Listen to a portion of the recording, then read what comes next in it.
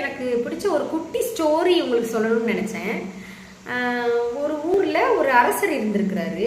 அவர் தன்னை தேடி வர்ற முனிவர்கள், சாமியார்கள் எல்லாருக்கும் நல்ல சாப்பாடு கொடுத்து விருந்து உபசாரம் பண்ணி மரியாதை செஞ்சு அவர் அனுப்புவாராமா.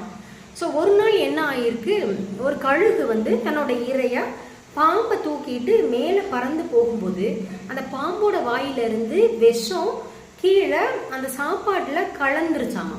ஸோ கலந்து அந்த சாப்பாடை சாப்பிட்ட சில ரிஷிகள் எல்லாரும் இறந்து போயிருக்காங்க போல இருக்கு.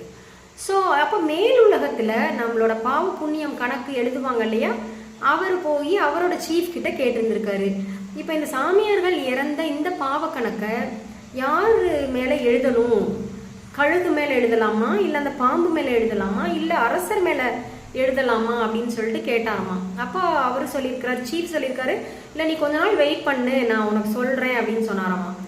அப்புறம் கொஞ்ச நாள் கழிச்சு அந்த ஊரில் ஒரு அம்மா துணி துவைச்சிட்டு இருந்திருக்காங்க. அப்போ சில சாமியார்கள் அவங்கள கிராஸ் பண்ணி போகும்போது அரசரோட அரண்மனைக்கு எப்படி போகணும்னு வழி கேட்டிருக்காங்க.